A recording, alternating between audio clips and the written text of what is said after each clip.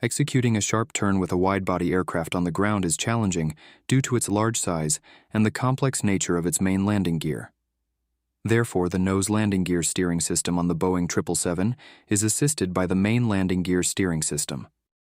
From the previous chapter, we know the nose gear steering is mechanically controlled using the tiller or the rudder pedals. The steering input controls the cable loops. When the tiller is rotated counterclockwise, the cable loop tension activates the steering actuators, and the nose wheel turns left. A full tiller command results in a 70-degree left turn. Releasing the tiller force returns the nose gear to the neutral position. A full clockwise tiller input rotates the nose wheel 70 degrees to the right.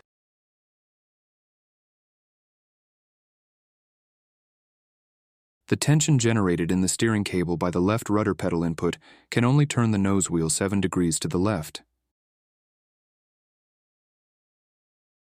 The full right pedal command turns the nose wheel 7 degrees to the right. The main gear steering system, on the other hand, is electronically controlled and requires nose gear position data to operate. The tiller command operates its connected cable drum and moves the steering cable. The cable loop movement causes the other drum to rotate and operate its connected tiller. The pedal input operates the rudder interconnect mechanism and moves the steering cable. The steering cable movement will rotate both the cable drums and operate the tillers. In either case, the cable drums rotate, and by measuring the degree of rotation, the nose gear position can be determined. Therefore, a shaft from the cable drums is connected to the tiller position transducers. Each transducer is a rotary variable differential transformer. The RVDT has an iron core connected to the shaft, a primary winding, and 2 secondary windings. Alternating current is applied to the primary winding to generate a magnetic field. This induces a voltage in the secondary windings due to mutual induction. The secondary windings are connected 180 degrees out of phase. Therefore, when the core is in the neutral position, equal flux cuts through both windings, and they cancel each other out. When the tiller is operated, the core rotates and changes the flux flow. This increases the electromotive force in the number 2 secondary coil, while the force in the number 1 coil decreases. As a result, a differential voltage is generated. For a given shaft position, a corresponding voltage will be generated, and by knowing the voltage value, the exact nose wheel steering angle can be determined. The signal from the position transducers is sent to the main gear steering control unit. The steering computer calculates the nose gear position to control the main gear steering actuators. The steering actuators are electrically controlled and hydraulically operated. The aircraft has 3 independent hydraulic systems, and just like the nose gear steering, the center hydraulic system powers the main gear steering. Let's see how the actuator functions. The external components of the actuator are the arming solenoid valve, unlock solenoid valve, servo valve, and centering valve. The main gear steering computer controls the servo and the solenoid valves. To control the actuator, the computer requires position feedback, which is provided by the linear variable differential transformer inside the actuator. The LVDT has an iron core connected to the actuator rod, 2 secondary windings, and a primary winding. Alternating current is applied to the primary winding to generate a magnetic field. This induces a voltage in the secondary windings due to mutual induction. The secondary windings are connected 180 degrees out of phase. Therefore, when the rod is in the center position, equal flux cuts through both windings, and they cancel each other out.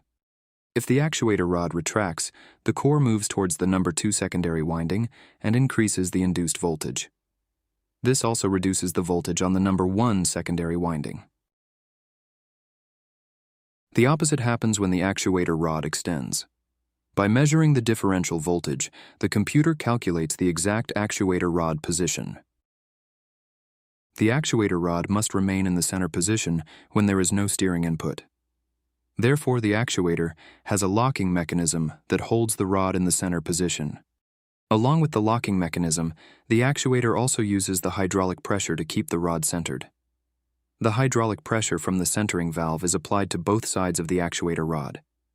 This acts as a hydraulic lock and prevents inadvertent movement. Now, let's see what happens when a steering command is given. The main gear steering computer monitors the tiller position. When the tiller command crosses a threshold, it activates main gear steering. It simultaneously operates the arming and unlock solenoid valves. The applied current pulls the solenoid and moves the valve spool against the spring force. Pressure from the arming solenoid reaches the control line of the centering valve and, through the unlock solenoid, reaches the actuator lock. The applied hydraulic pressure operates the plunger, releases the lock, and slides the mechanism against the lock spring. As the mechanical lock gets released, the control pressure to the centering valve moves the spool. This disconnects the pressure line to the actuator and connects it to the servo valve's return line. As a result, the hydraulic pressure gets released and the actuator rod is free to move. At the same time, the servo valve gets connected to the hydraulic pressure. The steering computer will now control the servo valve to operate the actuator. For the left steering command, it will apply hydraulic pressure to the head end of the actuator.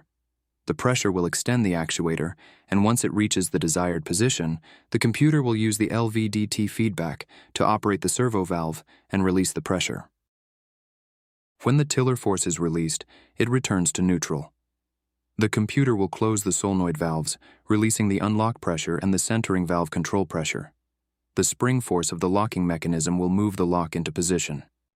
The centering valve spring force will move the spool to connect the pressure line to both sides of the actuator, since the actuator has an additional pressure release line in the center position.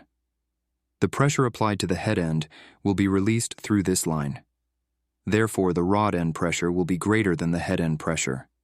The differential pressure will retract the actuator until it reaches the center position and closes the release line. Once closed, the pressure equalizes on both sides, and the actuator is locked hydraulically. Simultaneously, the mechanical lock engages when the rod is in its locking position. The right steering command works similarly. Once the tiller crosses the right steering threshold, the computer operates the solenoid valves to release the mechanical lock and the hydraulic lock. The computer will now control the servo valve and apply pressure to the rod end of the actuator.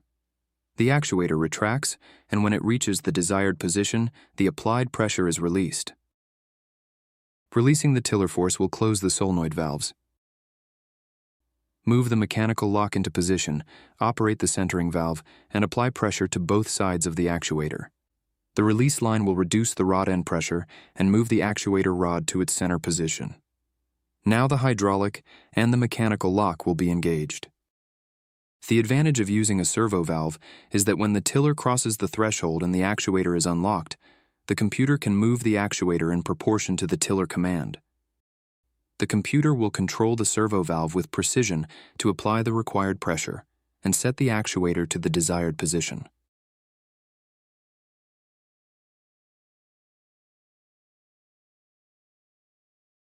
The rod end of the actuator is connected to the right side of the aft axle and the head end to the steering crank. The steering crank is attached to the truck beam and is free to pivot. The aft axle is pivot mounted at the end of the beam. A reaction link connects the steering crank to the left side of the aft axle. When the actuator extends, it pushes the axle, causing it to rotate. The reaction link will transfer the steering force back to the steering crank. The steering crank moves to assist the aft axle rotation and transmit the loads to the truck beam. This arrangement reduces the weight and design complexity when compared to the dual steering actuator configuration. When the actuator retracts, the aft axle rotates in the opposite direction. The reaction link in the steering crank will assist the rotation and help transmit the load to the truck beam. The main gear wheel and tire assembly with multiple disc carbon brakes are mounted on the aft axle. Therefore, when the actuator extends, the wheels turn right. And when the actuator retracts, they turn left. Each main landing gear on the Boeing 777 has a 6-wheel truck arrangement, out of which only the aft 2 wheels are steerable. Now let's look at the main gear steering system in action. Since the main gear steering is electronically controlled, any failure that leads to inadvertent movement of the aft axle can be dangerous, especially during runway operations. Therefore, when there is no steering command, the steering actuators are locked in the center position. The tiller is used for steering on the taxiway, and the rudder pedals are used on the runway. When the tiller command turns the nose gear left, the actuators will remain locked below the threshold value. Once the tiller crosses the threshold, which is approximately 10 degrees of the nose wheel turn, the computer unlocks the main gear steering actuators. With a further increase in tiller input, the computer will steer the main gears in proportion to the nose gear movement. When a full tiller command turns the nose wheel 70 degrees to the left, the main gears turn 7 degrees to the right. Releasing the tiller force returns the main gear to the neutral position along with the nose gear. A right turn is similar. The actuators remain locked below the threshold and are activated when the tiller crosses it. The main gears will steer in proportion to the nose gear. While steering, if the tiller input is reduced and goes below the threshold, the main gear will be steered back to neutral and the actuators will be locked. When a full tiller command turns the nose wheel 70 degrees to the right, the main gears turn 7 degrees to the left. When rudder pedals are used for steering, the maximum the nose gear can steer is 7 degrees in either direction, which is below the threshold. Therefore, the main gears will not steer and the actuators will remain locked. The primary advantage of main gear steering is that it reduces tire scrubbing during sharp turns. Consider the transverse axis of the nose gear and the main gear axles. When the nose wheel is steered, its transverse axis will intersect the main gear transverse axis at 3 different points. The average point of the intersection will be the instantaneous center of rotation around which the aircraft turns. The lines from this point will intersect the forward and the aft axle wheels at an angle. The angle becomes worse as the turn becomes sharper. Ideally, the wheels should turn on their individual transverse axes, but the 6-wheel truck configuration causes the forward and aft axle wheels to drag as they turn. This leads to excessive tire scrubbing. To counter this, the aft axle wheel is steered in the opposite direction to the nose wheel. The shift in the aft axle point of intersection moves the turning center forward and inward. This also shifts the average transverse axis of the main gear between the forward and mid axles. This reduces the angle of the forward axle and thereby reduces tire scrub. Since the aft wheel steers in the opposite direction, its angle is reduced to minimize tire scrub. The main gear steering has to be proportional to the nose wheel steering so that it intersects the nose wheel transverse axis at a point where tire scrubbing is the lowest for all 6 wheels of the landing gear. Tire scrubbing due to dragging will be negligible for lesser angles of nose wheel turn. Another advantage of steering the main gear is that by shifting the center of rotation inwards, it reduces the turn radius of the aircraft. This helps the wide-body aircraft to maneuver in congested airports. The main landing gear, along with the steering system, has another trick up its sleeve that can help steer and further reduce the turning radius of the aircraft. And for that, we need to use the differential brakes. To allow differential braking, the captain's and the first officer's left pedals are connected to operate the left brake pedal quadrant. Likewise, the right pedals are connected and operate the right brake pedal quadrant. Let's look at the mechanism in detail. When one of the left pedals is pressed, it operates the left quadrant and, through the transverse rod, moves the other left pedal mechanism, but slips over without operating the right quadrant. The right pedal force will operate the right quadrant, its connected transverse rod, and the other right pedal mechanism without moving the left quadrant. As a result, the left pedals will independently operate the left quadrant and move the left brake cables. The right pedals will independently operate the right brake quadrant and move the right brake cables. The brake cables are connected to their respective metering valves. The right hydraulic system pressurizes the normal brake system. The left pedal command operates the left metering valve and applies the left main landing gear brakes. The right pedal command operates the right metering valve and applies the right main landing gear brakes. Pressing both pedals down will apply all main landing gear brakes. The metering valve also controls the amount of brake pressure and directly depends on the applied brake pedal force. Less force will result in reduced brake pressure application. The hydraulic pressure will operate the main landing gear brakes. The brake application on only one side will result in differential braking. The applied brakes will convert the kinetic energy of the wheels into heat energy, and the wheels will slow down. The difference in speed between the two main landing gear wheels will turn the aircraft left.